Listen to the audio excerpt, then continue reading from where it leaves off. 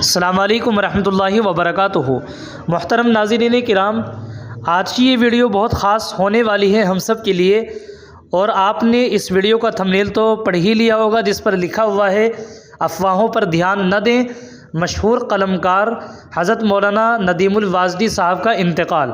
جی ہاں سامعین کرام، کچھ خبر اسی طریقے سے ہے، کچھ لوگوں نے سوشل میڈیا پر حضرت مولانا ندیم الوازدی صاحب کے تعلق سے جھوٹی خبر پھیلا دی ہے کہ حضرت مولانا ندیم الوازدی صاحب کا انتقال ہو گیا ہے۔ سامعین کرام، سب سے پہلے میں آپ سب سے یہی کہوں گا کہ آپ حضرات کمنٹس میں یہ ضرور لکھیں کہ اللہ تعالیٰ ایسے لوگوں کو ہدایت عطا فرمائے جو غلط طریقے سے، جھوٹ طریقے سے خبروں کو سوشل میڈیا پر وائرل کر دیتے ہیں۔ اللہ تعالیٰ ایسے لوگوں کو ہدایت عطا فرمائے۔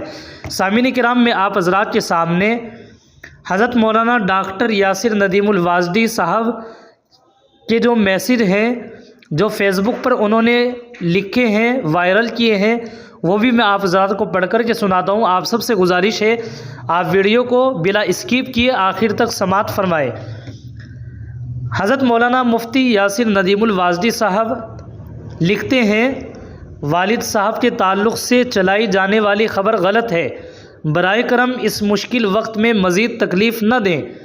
پھر اس سے بعد 4 اکتوبر میں مفتی یاسر ندیم الوازدی صاحب لکھتے ہیں، حسبنا اللہ و نعم الوکیل، والد گرامی قدر حضرت مولانا ندیم الوازدی دامت برکاتہم کی اوپن ہارٹ سرجری شروع ہو گئی ہے۔ سرجری کا دورانیہ تقریباً 6 سے 8 گھنٹے پر مشتمل ہے۔ آپ سبھی حضرات سے ان کی صحت و عافیت کے لیے دعاؤں کی گزارش ہے۔ سامعین کرام، دراصل وجہ یہ ہے کہ حضرت مولانا ندیم الوازدی صاحب اپنے صاحبزادے ڈاکٹر مفتی یاسر ندیم الوازدی صاحب کے پاس امریکہ چلے گئے تھے علاج کے لیے۔ وہاں آپ کا آپریشن ہونا تھا، اور حضرت مولانا ندیم الوازدی صاحب کو ہارٹ اٹیک بھی آیا تھا، جس کی وجہ سے آپ کا آپریشن ہونا تھا۔ تو آپ کی ہارٹ سرجری بھی ہو گئی ہے الحمدللہ۔ البتہ حضرت مولانا ندیم الوازدی صاحب کو کچھ کمزوری ہے، اس لیے آپ حضرات سے دعاؤں کی گزارش ہے، دعاؤں کی درخواست ہے، اور افواہوں پر بالکل بھی آپ حضرات دھیان نہ دیں۔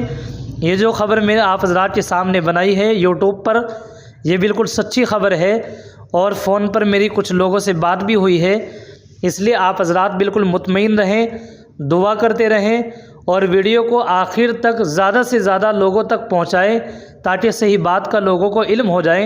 السلام علیکم ورحمۃ اللہ وبرکاتہ۔